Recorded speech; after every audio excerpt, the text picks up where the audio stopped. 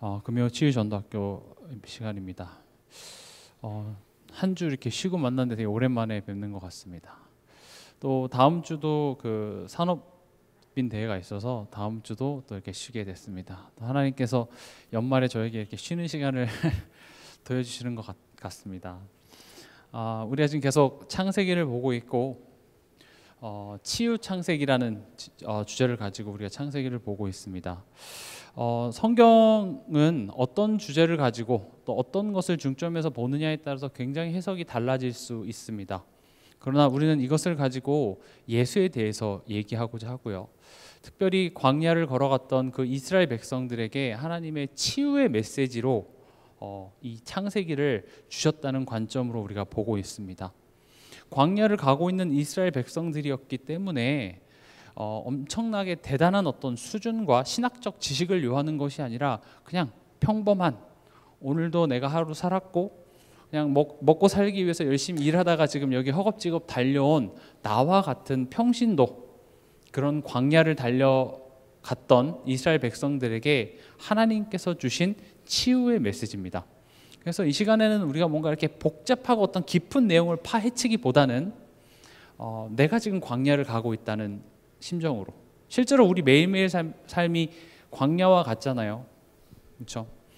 하나님의 은혜로 내가 구원은 받았으나 아직 뭔가 그 약속의 땅과 젖과 꿀이 흐르는 뭔가 그런 눈에 보이는 응답이 아직 내 삶에 나타나지 않아서 때로는 낙심이 되기도 하고 또 힘들기도 하고, 그런 광야길을 하나님이 인도하시면서 마치 이스라엘 백성들에게 이 말씀을 주셨듯이 오늘을 살아가는 우리에게도 동일한 말씀을 주시고 계십니다. 그러면 이제 오늘 창세기 4장이죠. 가인과 아벨 이야기는 우리가 너무나도 잘 알고 있습니다. 지금 이스라엘 백성들은 끊임없이 광야를 가면서 계속 이런 질문을 했겠죠. 왜 우리를 택해서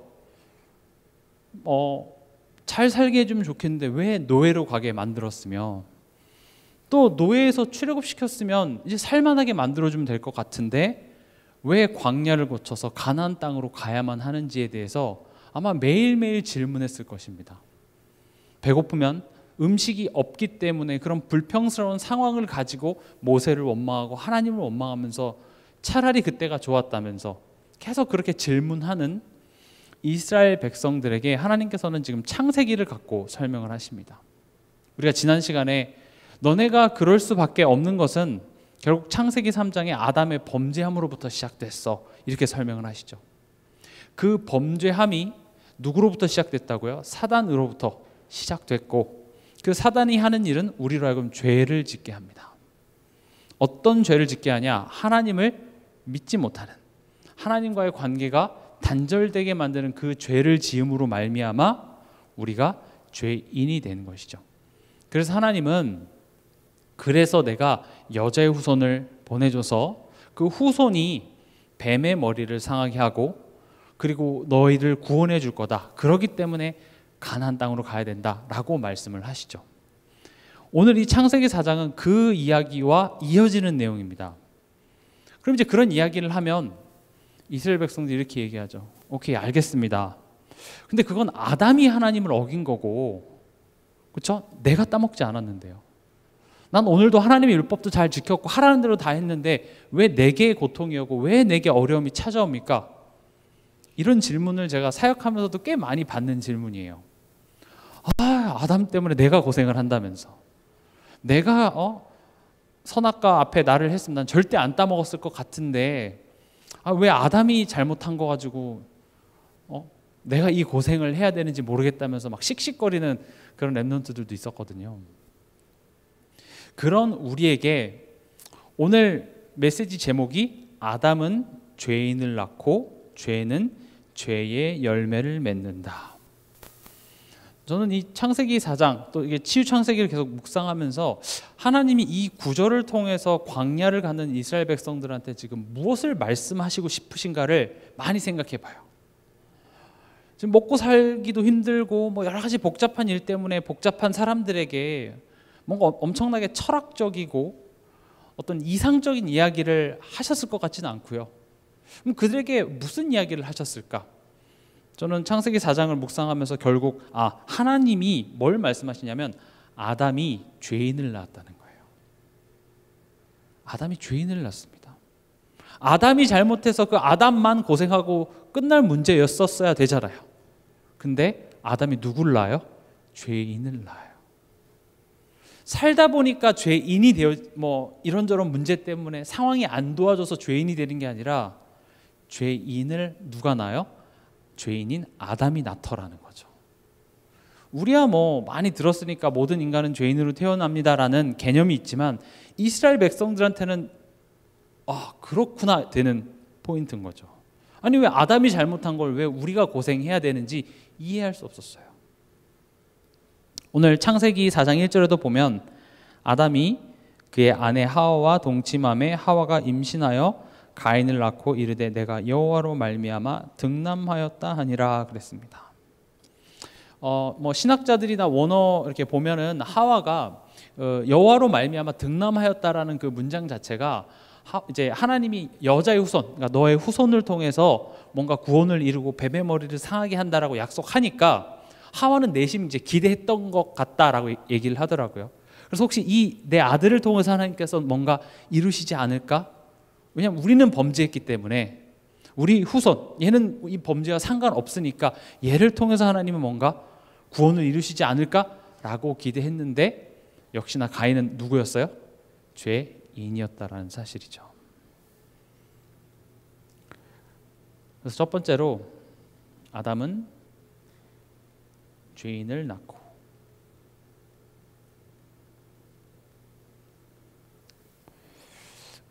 그래서 가인은 무엇으로 대표되냐면 죄인으로 태어난 첫 번째 사람입니다. 아담은 원래 하나님과 함께 살도록 원래 인간의 모습이었던 인간이 사단에게 속아서 죄인이 된 첫 번째 사람이라면 가인은 본인이 그 에덴 동산에 있지도 않았고 선악과를 따먹지도 않았으며 하나님을 대항하지도 않았던 인간인데 죄인으로 태어나는 그 첫 번째 모델이 바로 가인입니다. 가인을 통해서 하나님께서는 우리에게 보여주시는 거죠. 우리 모든 인간이 죄인이야. 그 죄인의 모습, 너희들이 죄인인 증거, 그거를 지금 가인을 통해서 보여주고 있습니다.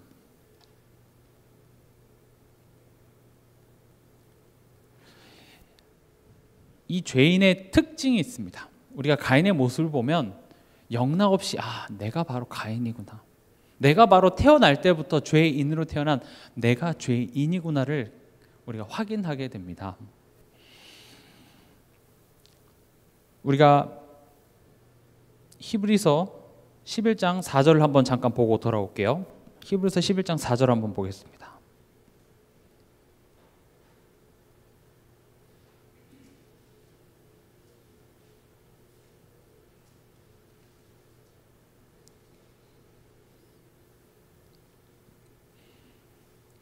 히브리서 11장 4절 같이 읽겠습니다.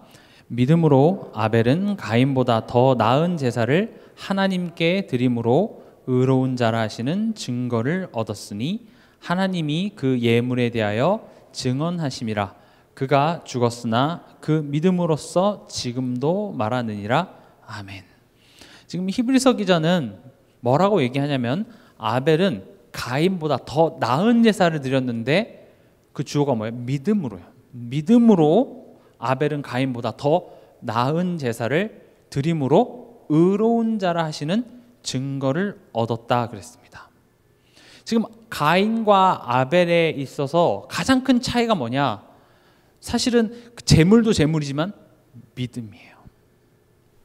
다시 말하면 이 죄인의 첫 번째 특징이 뭐냐면 믿지 못하는 겁니다.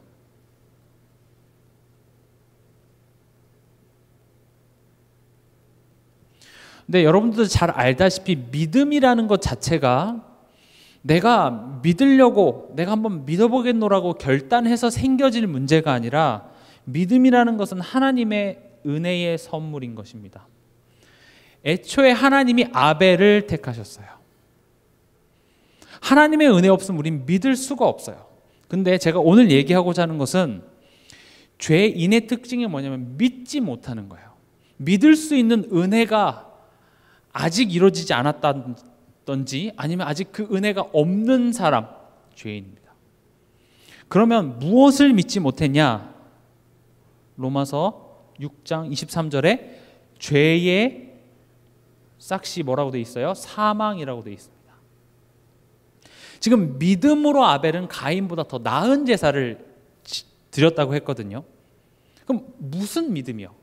우리가 죄인인 것과 그 죄의 대가가 사망이 아니고서는 해결될 수 없다라는 사실이죠.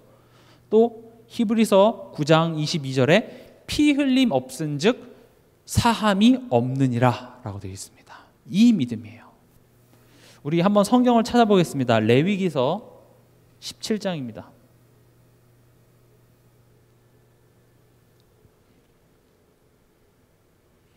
레위기서 17장 11절 우리 한번 같이 읽어보도록 하겠습니다.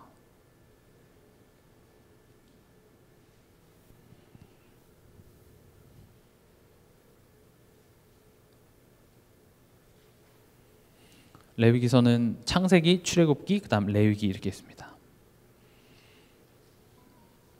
같이 읽겠습니다. 레위기서 17장 11절 육체의 생명은 피에 있음이라 내가 이 피를 너희에게 주어 제단에 뿌려 너희의 생명을 위하여 속죄하게 하였나니 생명이 피에 있으므로 피가 죄를 속하느니라. 아멘. 아벨의 믿음은 더 정성을 들였고 더 열심히 더 간절한 마음으로 치성을 들여서 하나님 앞에 예배를 드렸더니 그 믿음에 하나님이 감동하신 개념이 아니라요, 무엇을 믿었냐면 피 흘림 없은즉 죄사함이 없다라는 믿음이에요. 지금 하나님 뭐라고 하셨죠? 이 육체의 생명은 피에 있기 때문에 이 생명을 상징하는 이 피를 제단에 뿌려서 우리의 생명을 위한 속죄가 이루었음을 우리로 하여금 알게 하시기 위한 것이 피제사였어요.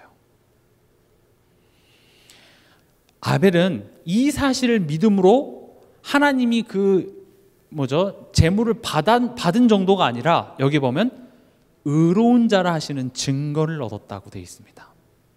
이건 그냥 정성스러운 예배를 드려서 하나님이 기뻐하셨다라는 차원이 아니라 지금 여기서 믿음이라는 것은 우리가 쉽게 얘기하는 복음의 언약을 정말 잘 붙잡아서 구원받았다라는 소리예요. 가인과 아벨은 그의 정성이라든지 어떤 믿음의 정도 차원이 아니라 아벨은 하나님의 은혜 가운데서 복음을 믿었고 그 복음을 믿음으로 말미암아 의롭다 하심을 입은 자다라고 지금 성경은 이야기를 하고 있죠. 죄인의 특징은 내가 죄인임도 모르고요, 그리고 그 죄를 위하여서 하나님께서는 이 피의 속죄함이 필요하다라는 그런 말들을 내가 이해할 수도 없고 믿을 수도 없는 것이 사실은 죄인입니다. 그래서 이번 주 우리 강단 말씀의 본문이죠. 마태복음 보겠습니다.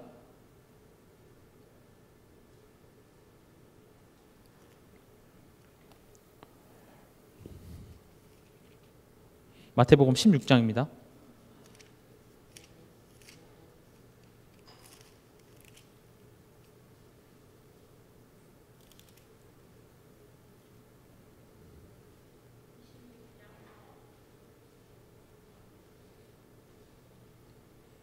마태복음 16장 맞나요? 아, 네네. 28절 보겠습니다.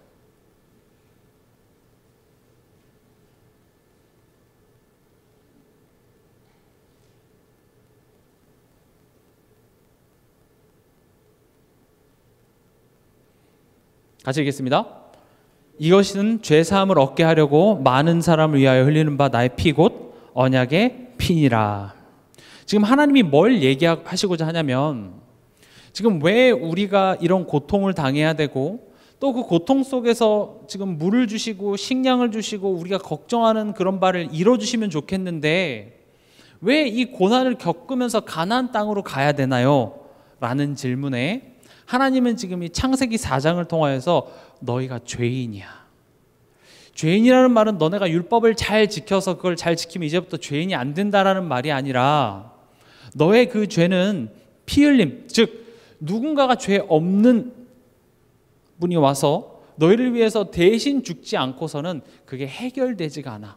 그래서 내가 직접 그 한 사람이 돼서 육신의 몸을 입고 이 땅에 가서 너의 죄를 위해서 대신 피 흘려줄 거야. 그분이 어디에 온다고요? 가나안 땅이에요.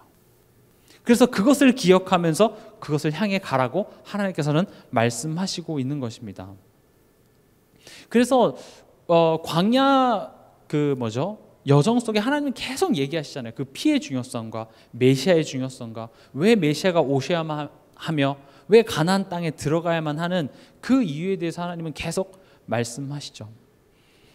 사실 육신적으로 이집트에서 해방되는 것, 그게 지금 중요한 게 아니라 죄와 사망의 권세에서 해방돼야 돼요.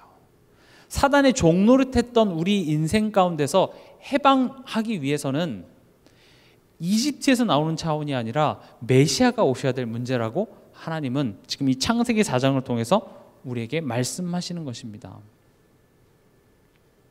우리 창세기 4장 한번 볼게요. 오늘 이것도 본문이죠.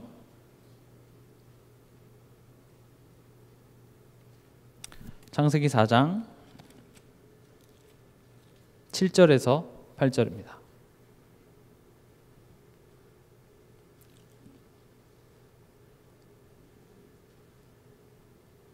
일단 7절부터 먼저 읽겠습니다. 내가 선을 행하면 어찌 낯을 들지 못하겠느냐. 선을 행하지 아니하면 죄가 문화에 엎드려져 있느니라. 죄가 너를 원하나 너는 죄를 다스릴지니라. 지금 여기 보시면 네가 선을 행하면, 지금 하나님이 가인에게 말하고 있습니다. 너가 선을 행하면, 여기서 선을 행한다라는 것은 착한 일을 하고 도덕적으로 의로운 일을 하는 그런 차원이 아니라, 선을 행한다는 것은 아까 앞서 아벨이 했던 피 흘림으로 내 죄가 속죄함 받을 수 있는 것을 믿는 것이죠. 그것을 위해서 메시아를 보내주신다, 여자의 후손을 보내주신다, 그 사실을 믿는 것이 선이에요. 아벨은 그 선을 행함으로, 그 믿음으로 말미암아 하나님이 제물을 받으셨고 그 결과 의로운 자라 칭함을 받았죠. 지금 하나님은 가인에게 말합니다. 너가 선을 행하지 아니하면 어찌 낯을 들지 못하겠느냐. 선을 행하지 아니하면, 다시 말하면 피 흘림으로 죄사함을 얻는다라는 이 복음의 내용을 믿지 못한다면 죄가 문에 엎드려져 있느니라. 엎드려져 있다라는 말은 지금 우리 인생 가운데에 내 마음의 문에 지금 도사리고 있다는 말이에요. 성경에도 이렇게 돼 있죠. 우는 사자와 같이 삼킬 자를 찾고 있다라는 표현이랑 똑같은 말입니다. 그리고 뭐라고 돼 있죠? 죄가 너를 원하나. 다시 말하면 문에 도사리고 있어서 너를 지배하려고 할 거야 라는 말이에요. 선을 행하지 않으면 죄가 너의 마음과 너의 삶과 너의 생각에 도사리고 있다가 너를 삼키려고 할 거야 라는 말을 하나님께서 말씀하시는 것입니다.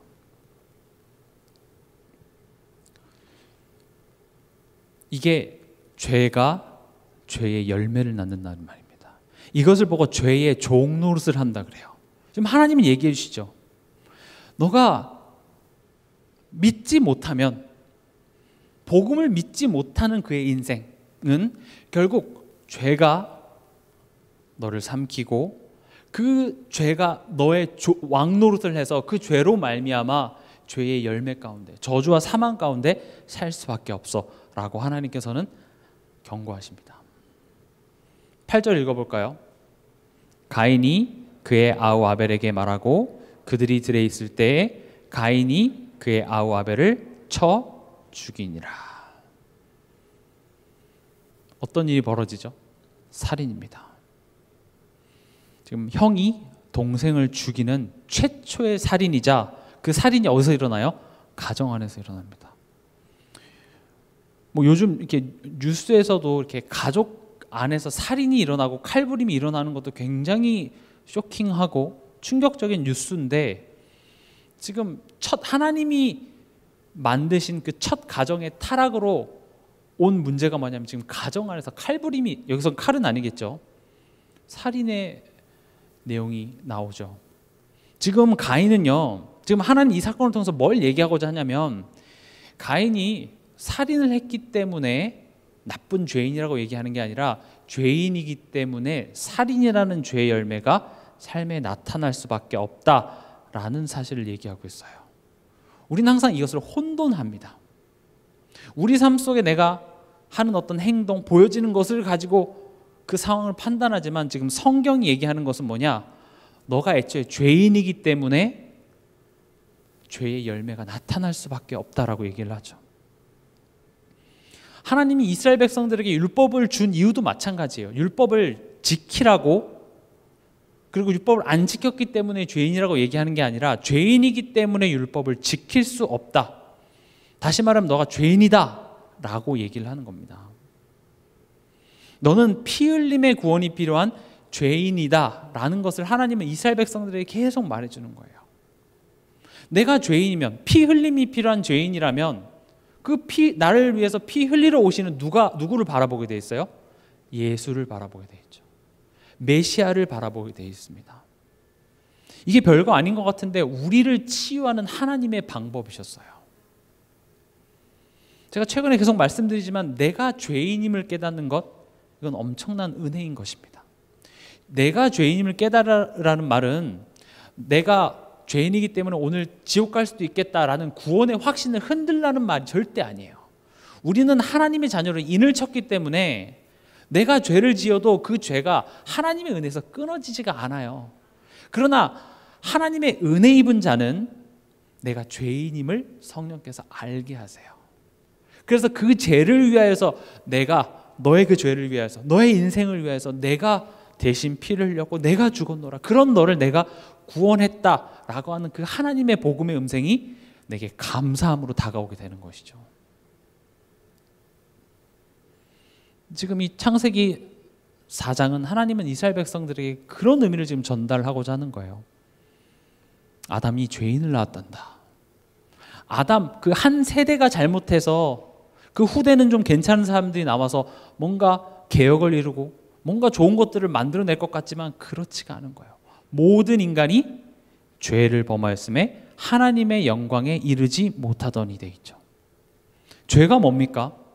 우리가 흔히 죄라고 하면 어떤 도덕적이고 윤리적이고 어떤 법적으로 잘못한 그런 것만 떠올리지, 성경은 그 죄를 뭐라고 얘기하고 있죠? 하나님과의 관계의 단절이에요. 하나님을 신뢰하지 못함, 하나님을 믿지 못함, 이걸 죄라고 얘기하고 있습니다. 그래서 여러분들이 뭐 명절이나 시골에 이렇게 고향으로 돌아가서 믿지 않는 부모님한테 만약에 내 아들이 할아버지 죄인이야 하면 할아버지가 그래 나 죄인이야 이렇게 얘기하실까요? 기분 나빠하시죠. 내가 무슨 죄인이야? 내가 남한테 아쉬운 소리 한번 안 하고 내가 법 없이도 살 사람인데 날 왜 죄인이라고 얘기해? 그렇게 할 수 있겠죠. 왜냐하면 죄가 뭔지 몰라서 그래요.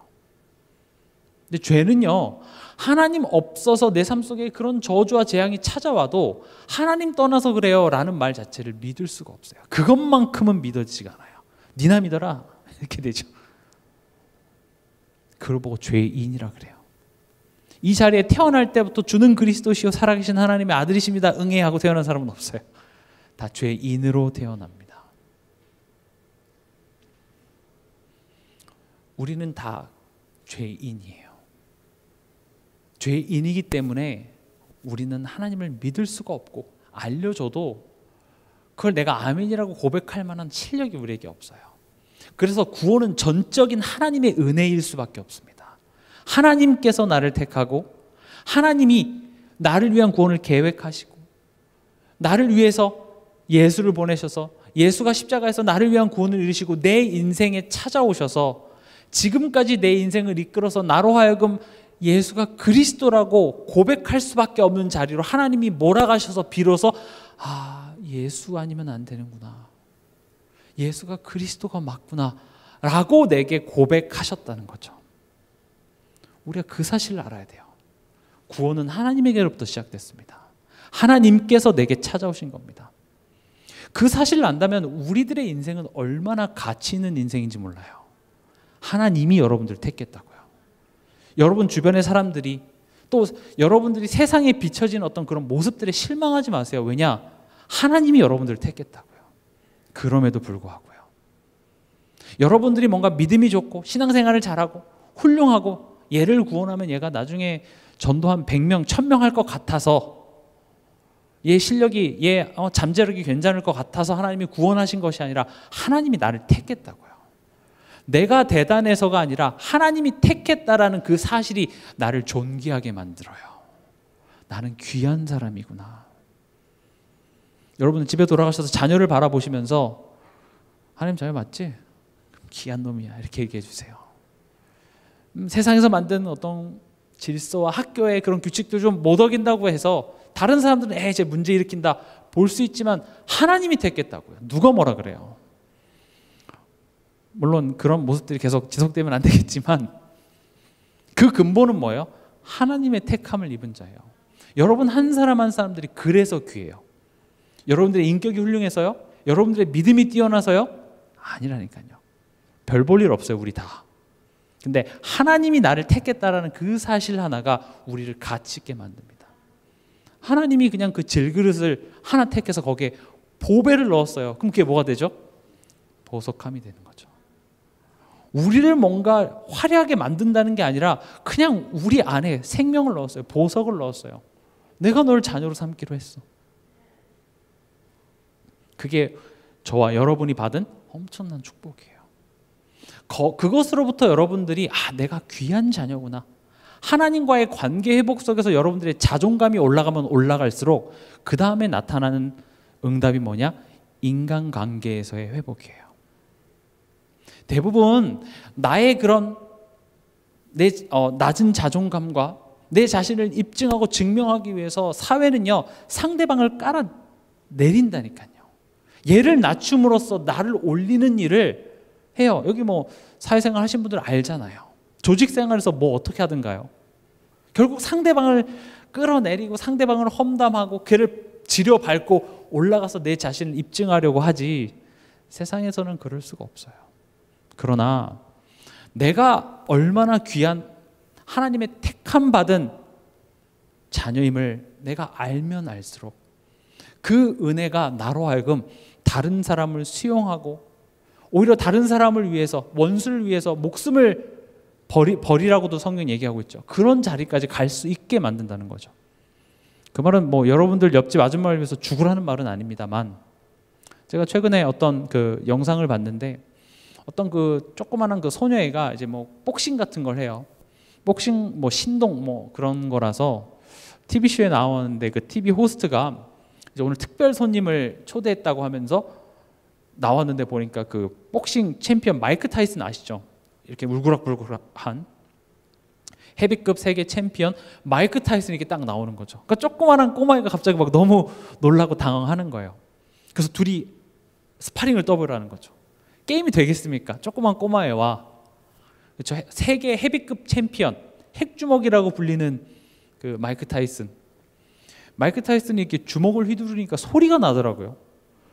옛날에 그 무술 영화 보면 입에서 나잖아요. 슉슉슉 이렇게 입으로 내는데 정말 마이크 타이슨은 그 샌드백 이런 걸 치니까 샌드백이 터지는 소리가 막 나더라고요.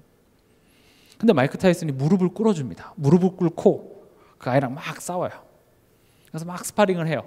그다음에 나중에 심판이 나와서 이제 누구의 손을 드냐면 그 꼬마 여자의 손을 딱 들어서 꼬마 여자아이가 이겼다고 얘기를 하는 거예요. 그럼 TV 앞에 많은 사람이 보고 있는데 마이크 타이슨 표정이 어땠을까요? 억울했을까요? 내가 이긴 건데 내가 무릎 꿇어서 진 건데 이랬을까요? 아니에요. 졌는데 환하게 웃고 있더라고요. 졌네. 너가 이겼다면서. 너가 최고라고 하면서. 근데 왜 마이크 타이슨이 기분이 하나도 안 나쁠까요? 내가 최고인 걸 이미 알거든요. 굳이 이 여자애를 내가 이겨보겠다고 이겨서 내가 최고임을 입증할 필요가 없어요. 난 이미 뭐예요? 세계 최고예요. 여러분들이 세상에서 내가 얼마나 존귀하고 내가 얼마나 가치 있는 것을 굳이 상대방을 눌러가면서 이길 필요가 없다니까요. 하나님과의 관계 속에서 내 자신, 내 자존감 회복되면 회복될수록 내가 다른 사람을 이해하고 수용하고 품을 수 있는 그런 힘들이 나오더라는 거죠. 교회 안에서도 마찬가지고요. 가정 안에서도 마찬가지입니다. 우리 성경 찾아보겠습니다. 로마서 5장 12절입니다.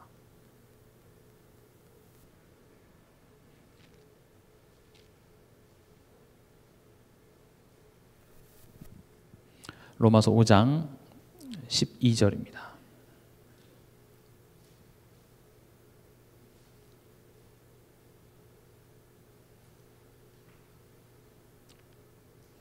지금 제가 지금까지 얘기했던 거를 지금 성경이 로마서 5장 12절이 잘 정리해 주고 있습니다. 같이 읽겠습니다. 그러므로 한 사람으로 말미암아 죄가 세상에 들어오고 죄로 말미암아 사망이 들어왔나니 이와 같이 모든 사람이 죄를 지었으므로 사망이 모든 사람에게 이르렀느니라. 아멘. 아담의 죄이지만 그것이 결국 우리의 죄다라고 얘기를 하고 있습니다. 선악과를 따먹는 그 불순종의 죄만 보는 것이 아니라 결국 하나님과의 관계, 하나님을 믿지 못하는 그 죄를 아담이 저질렀는데 그 죄가 결국 우리도 그 죄를 저질렀다라는 증거가 오늘도 나는 어떤 상황과 사건과 만남 속에서 하나님 생각하지도 못하고요. 여기 하나님의 어떤 좋은 계획이 있고 선하신 뜻이 있고 하나님 이걸 통해서 뭔가를 좋은 것을 주시기 위해서 하신다 이런 것까지 못 가죠. 그냥 화가 나죠. 열불이 납니다. 짜증이 나고 그냥 저 사람이 믿고 이거 누가 잘못한 건지에 대한 분석만 있죠. 그 모습 자체가 죄라고요. 죄가 죄의 열매를 낳습니다. 우리는 그래서 죄밖에 지을 실력이 없는 죄인이라는 걸 알아두세요. 오히려 내가 윤리적으로 남한테 피해 안 주고 선하게 살려고 노력하면 노력할수록 더 하나님이 필요 없게 돼요. 더 내 삶 속에서 하나님을 생각할 수 없을 정도로 내가 스펙을 쌓고 내가 열심히 해서 어떤 자리에 올라가면 올라갈수록 그 순간에는 하나님이 필요 없이 내 인생이 다 내가 뭔가 컨트롤할 수 있을 것처럼 보이지만 어느 날 내 삶 속에 닥쳐오는 그 문제 앞에서 너무 속수무책인 우리 인생을 볼 수 있죠. 그 상황 속에서 하나님만큼은 믿어지지가 않아요. 이따가도 말씀드리겠지만 가인은 그 상황에서 오히려 하나님의 원망이 됐죠. 그게 죄인인 우리의 모습이라고요. 그래서 오늘 두 번째로 죄는 죄의 열매를 맺습니다.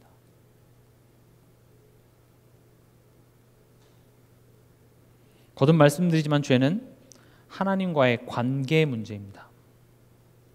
하나님이 결국 우리에게 회복하시고자 하는 것, 여러분들을 구원해서 결국 어떤 자리에 이끌고자 하냐면 하나님과 화목해서 그 화목함을 누림 속에서 복음의 열매가 우리 삶 속에 가득하길 바라는 것이 하나님이 여러분들을 통해서 하고자 하는 일인 것입니다. 그 하나님과의 관계 속에서 넘쳐나는 그 은혜의 풍성함을 내가 또 다른 사람들에게 전달하는 것, 그걸 보고 전도와 선교라고 얘기를 하죠. 그럼 우리가 진짜 전도하자, 우리가 진짜 캠프도 하고 선교하자라는 말은 정말 우리가 그 하나님과의 관계의 깊은 곳으로 들어가자는 것이죠.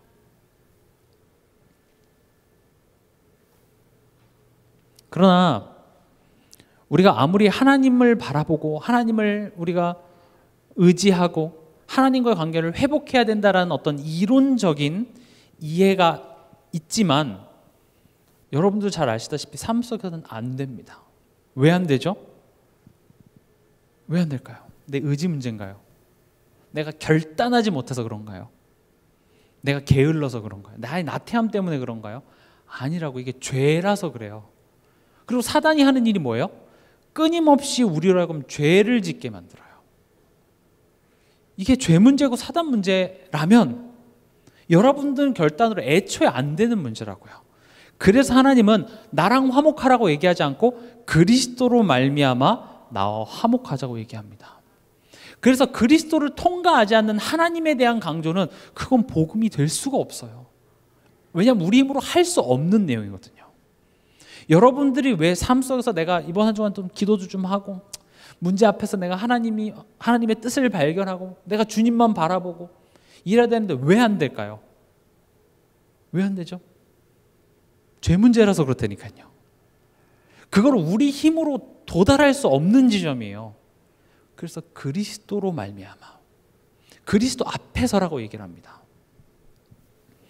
지금 우리 삶 속에 우리가 죄인이기 때문에 하나님과의 관계가 계속 트러블이 생기고 그것이 하나님과의 관계뿐만 아니라 인간관계에서도 문제가 생깁니다.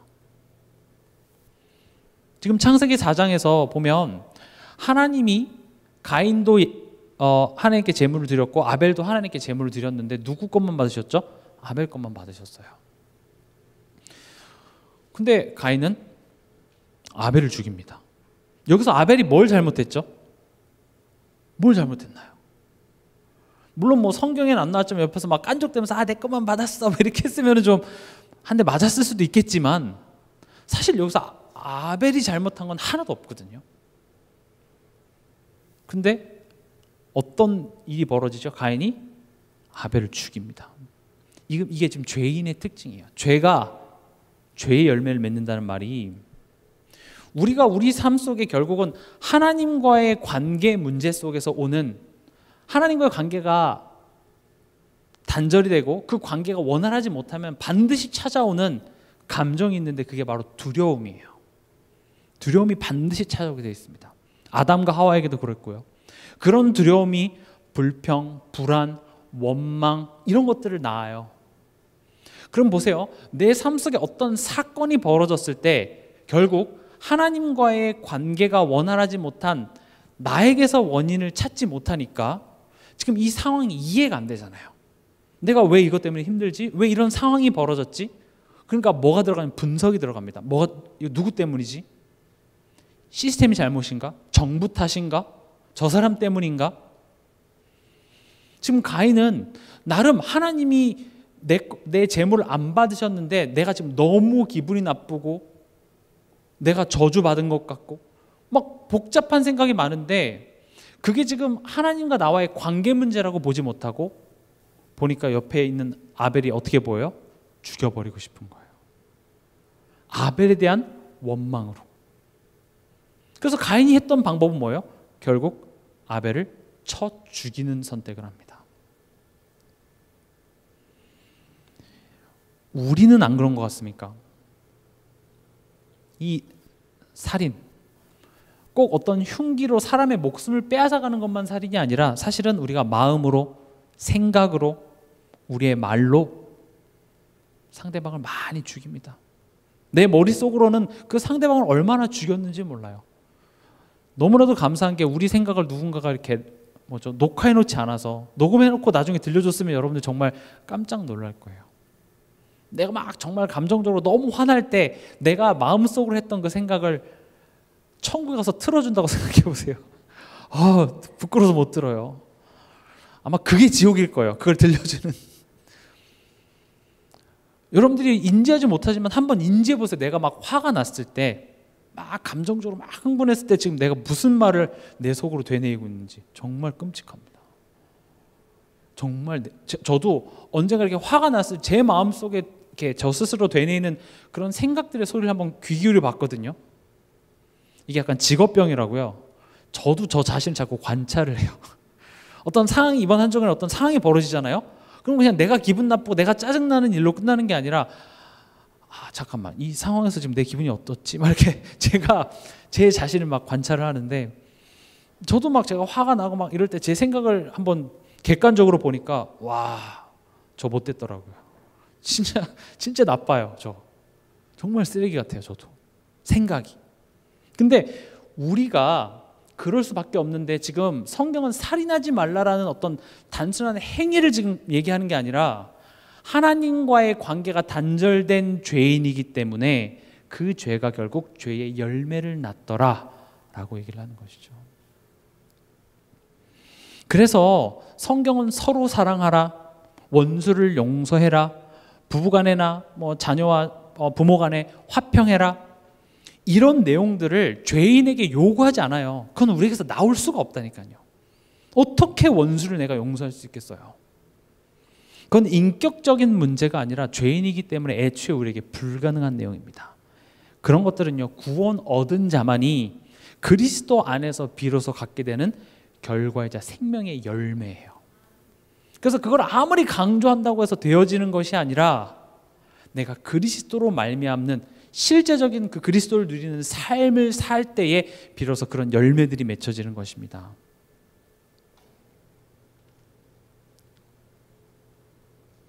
우리가 잘 아는 창세기 4장 9절에 보면 여호와께서 가인에게 이르시되 내 아우 아벨이 어디 있느냐? 그가 이르되 내가 알지 못하나이다. 내가 아우를 지키는 자니까 얘기하죠. 여러분, 이게 하나님 원망하는 장면입니다. 하나님이 몰라서 물어봤을까요? 야, 네 아우 어디 있니? 안 보이던데. 하나님 알아요. 지금 죄가 너를 다스린 그 결과가 지금 어떻게 일어났는지를 지금 물어보고 있는데, 가인은 내가 아벨 지키는 자예요. 하나님이 잘 못 지켜서 없나 보죠. 지금 하나님을 원망하고 있는 것이죠. 이게 우리의 모습입니다. 우리 인간은 이 상태 속에 살아가고 있고, 여기서 그 어떤 희망과 소망도 없는 우리 인생입니다. 오늘 마지막으로 이런 인생 가운데 하나님의 은혜가 찾아오십니다.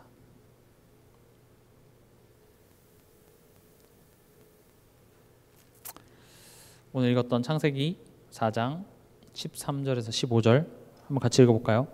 가인이 여호와께 아뢰되 내 죄벌이 지기가 너무 무거우니이다. 주께서 오늘 이 지면에서 나를 쫓아내시온즉 내가 주의 낯을 배웁지 못하리니 내가 땅에서 피하며 유리하는 자가 될지라. 무릇 나를 만나는 자마다 나를 죽이겠나이다. 여호와께서 그에게 이르시되 그렇지 아니하다. 가인을 죽이는 자는 벌을 7배나 받으리라 하시고 가인에게 표를 주사 그를 만나는 모든 사람에게서 죽임을 면하게 하시니라. 지금 이 장면은 가인에게 구원을 줬다는 내용은 아닙니다. 죽음을 면케 했어요. 왜냐? 13절에 보면 가인이 여호와께 아뢰되 내 죄의 벌이 지기가 너무 무거우니이다. 다시 말하면 가인의 죽음으로 그 죄가 씻어지지가 않아요. 그 죄가 해결되어질 내용이 아닌 것입니다. 그러나 하나님께서는 그냥 가인에게 일단 살아가도록, 하나님은 가만히 보시면 죄를 미워하시지 사람을 미워하시지 않으시더라고요. 성경을 보면 죄에 대해서 굉장히 미워하시지 그 사람을 고통당하는 것을 즐겨하지 않으시는 하나님이세요. 그리고 우리 또 읽어볼게요. 창세기 4장 26절입니다. 마지막 절이죠. 4장에 같이 읽겠습니다. 셋도 아들을 낳고 그 이름을 에노스라 하였으며 그때의 사람들이 비로소 여호와의 이름을 불렀더라. 25절 읽어볼게요. 아담이 다시 자기 아내와 동침함에 그가 아들을 낳아 그 이름을 셋이라 하였으니 이는 하나님이 내게 가인이 죽인 아벨 대신에 다른 씨를 주셨다 함이며. 이 셋이란 아들, 이 이름의 뜻은 대신이라는 말이 있습니다. 지금 하나님께서 구원의 길을 열어주셨는데 아벨을 통해서 그것을 회복하시려고 했는데 죽었잖아요. 그래서 대신 누구를 줬어요? 셋을 줬죠. 그 셋에게 장자의 직분을 주시고 이 셋의 후손을 통해서 누구를 보내십니까? 메시아, 예수를 보내십니다. 우리가 그래서 족보에 보면 결국 이 아담으로부터 예수까지 이어지는 그 족보는 셋자라서 셋이 아니라 그 영어로 셋입니다. 셋이라는 이 후손을 통하여서 메시아가 오게 되는 것이죠.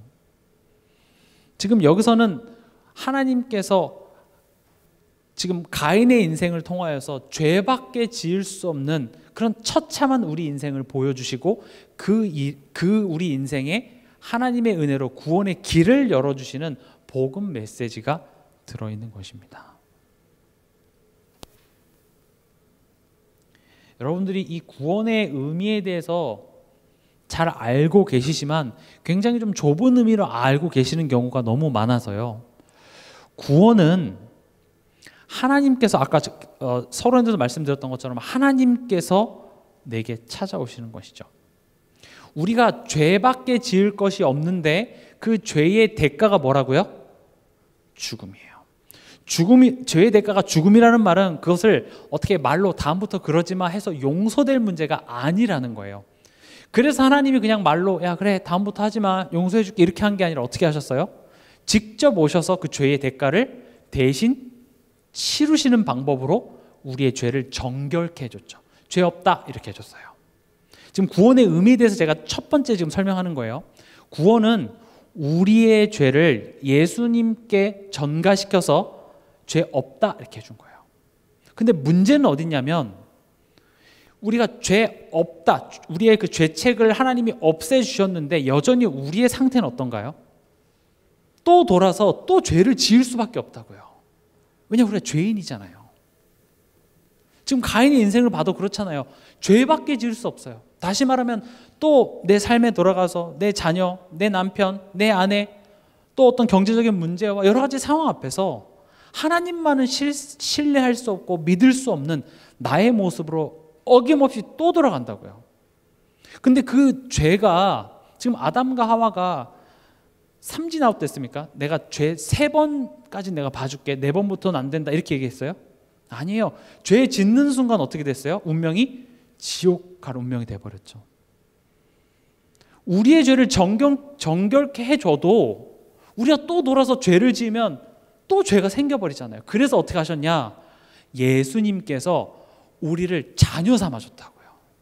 예수님의 부활과 합하여서 우리를 하나님 자녀로 다시 태어나게 했어요. 그 말인 즉슨 이제부터 너희가 또 죄를 저질러도 그 죄가 나와의 관계에서 끊어지지 못하는 생명의 법으로 우리를 인쳐버렸다고요. 그래서 여러분들이 내가 죄인이고 내가 또 이번 한 주간 하나님을 믿지 못했다고 고백해도 그 죄지음이 나로 하여금 하나님 자녀를 취소하게 못한다고요. 그게 엄청난 내용이에요. 하나님이 일단 우리를 품었어요. 하나님과 함께 하려고 하니 죄가 있으면 안 되잖아요. 그래서 죄 문제를 해결해 주고, 근데 또 죄 문제를 해결해 줘도 죄밖에 지을 수 없는 우리이기 때문에 하나님께서는 우리를 어디에 태웠어요? 그리스도 안에 태웠어요. 그걸 보고 자녀 삼았다 그래요. 취소되지 않는 신분입니다. 이젠 마귀의 일이 무력화된 거예요. 어떻게 해서 그러냐? 마귀가 하는 일이 뭐죠? 죄를 짓게 해요. 왜 죄를 짓게 하냐? 그렇게 해서 지옥 가게 만들려고요. 하나님으로부터 떠나게 만들려고 하는 게 마귀의 목적이에요. 마귀는 여러분들이 힘든 거에 별로 관심 없어요. 오히려 여러분들이 좋아하는 걸 주기도 합니다.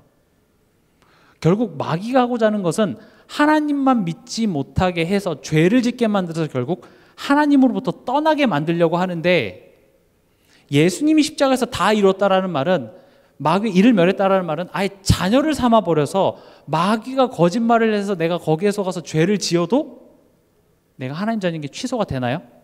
안 돼요. 그래서 마귀의 일을 멸하셨다라는 말이에요. 마귀의 일이 무력화됐어요. 아무리 내가 마귀에게 속아서 죄를 지은들 나 지옥 갈 수 있나요? 아니에요. 그게 요한일서 3장 8절이에요. 하나님의 아들이 나타나신 것은 마귀의 일을 멸하려 하심이라. 우리 보고 사단과 싸워내라고 얘기하는 게 아니에요. 왜냐? 우리는 사단과 1대1로 뭐 다이다이 깐다 그러죠. 1대1로 맞짱을 떠서 우리가 이길 수가 없어요. 그래서 예수님이 내가 세상을 이겼다.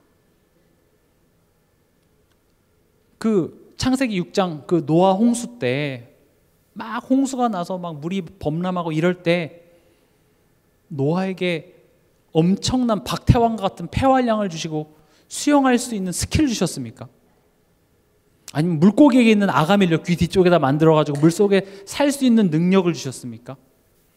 아니면 그 노아의 키를 한 400m로 키워서 홍수가 났는데 이렇게 발에만 잠기게 만드셨습니까? 어떻게 하셨죠? 방주 안에 집어넣어요. 지금 물 밖에서 죽어가는 사람들과 노아는 다를 게 아무것도 없다니까. 똑같은 죄인이에요. 근데 어디에 넣었어요? 방주 안에 넣었다고요. 우리를 그리스도 안에 넣었어요.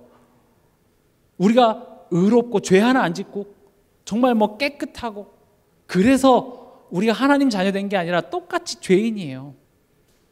우리가 오늘 또 예배 드리고 집에 가는 그 길에 또 염려하고 불신앙하고 원망하는 죄밖에 지을 수 없는 연약한 우리를 함께 하시기 위해서 죄 문제를 해결해 주시고, 그리고 자녀로 아예 삼아버려서 우리의 연약함이 하나님 자녀인 거 취소되지 않도록, 사단의 일이 우리로 하여금 하나님과의 관계에서 끊어낼 수 없는 자리로 하나님이 애초에 우리를 자녀로 딱 인을 쳐버렸기 때문에 다 이뤘다고 얘기를 하는 거예요. 그리고 이제 그 안에서 뭘 하려고 하시는 거죠? 그 관계를 회복하시는 거예요. 겨우 죄 안 짓는 수준이 아니라 이젠 복음의 열매를 맺는 자리까지 가도록 하나님께서는 우리를 이끄시는 것이죠. 그래서 믿음은 그런 두 종류예요. 애초에 내가 하나님을 내 아버지로 모시고 예수를 그리스도라고 믿게 된 그 믿음은 나에게서 나올 수가 없습니다. 하나님께서 내게 은혜로 주신 그 믿음으로 말미암아 내가 하나님 자녀로 인쳤어요. 이젠 이 안에서 내가 안전한 방주 안에 있음을 믿는 믿음의 도전들을 요구하시는 거죠.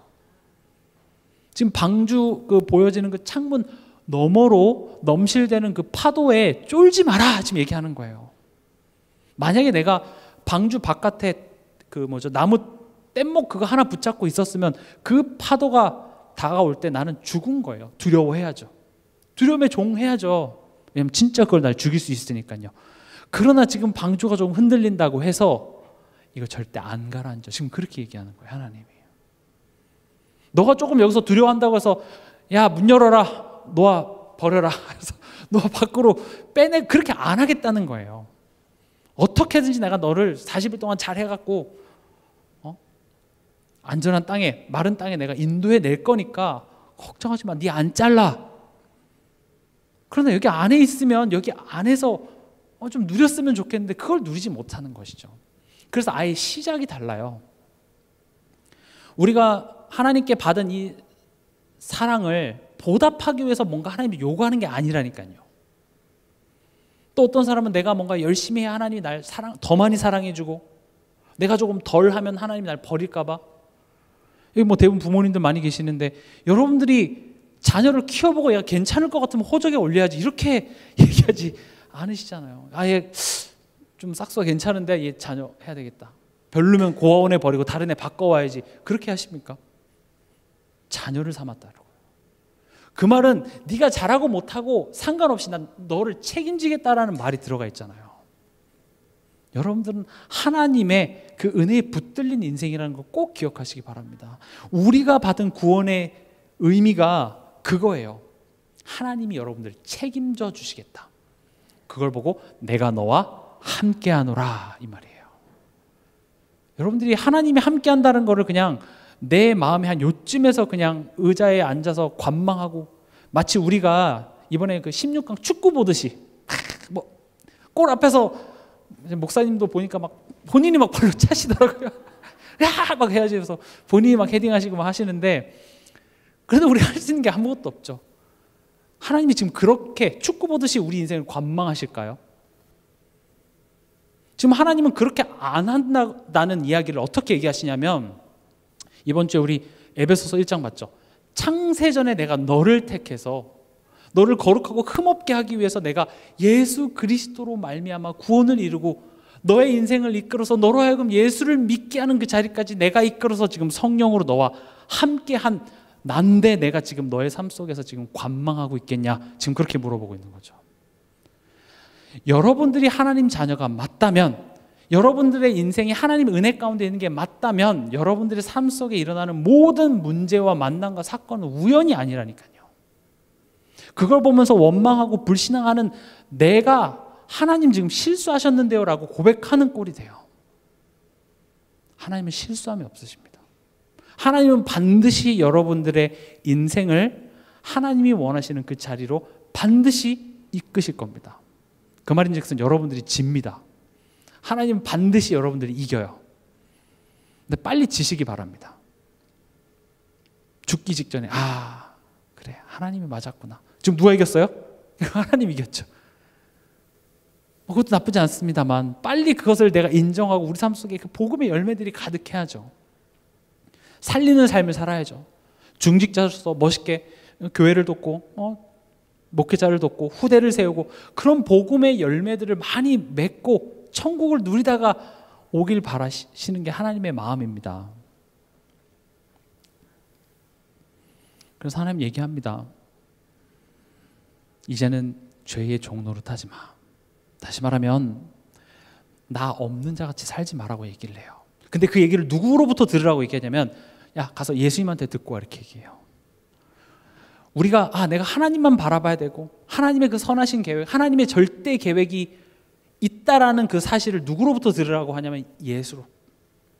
그 말은 어떤 환청을 들으라는 게 아니라 여러분들이 복음의 메시지를 듣다가 내 마음속에 맞아, 그럴 필요 없지, 그걸 보고 예수로부터 듣는다 그래요. 복음을 통과해서 그게 내 마음속에 깨달음을 와줘야지 그게 능력이라고요.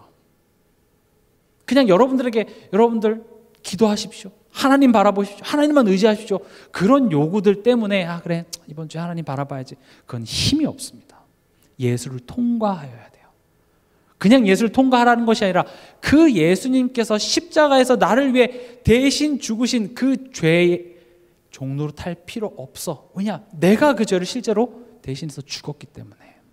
그리고 내가 죽은 자 가운데서 다시 살아난 것처럼 너도 나와 합하여서 이제 너가 하나님 자녀로 됐기 때문에 이젠 너가 사단의 자녀처럼 죄의 종로를 했을 때처럼 살 필요 없다라는 그 메시지를 예수님이 그리스도의 사역하신 일이 내게 들려짐 속에 내 마음속에 깨달아 와야 돼요. 그래. 그래서 자꾸 복음을 얘기하는 거예요. 성경의 요구가 복음을 통과하지 않으면 우리에게 힘없는 그냥 추상적인 긍정적인 메시지일 뿐이라니까요. 그게 종교 생활을 만들어요. 그래서 항상 그리스도를 통과하여서 그게 내게 들려져야지만 그게 내게 살아있는 말씀이고 성취되어지는 말씀이 되어지는 것입니다. 그래서 우리는 복음을 강조하는 것이죠. 오늘의 결론입니다. 로마서 5장 21절입니다.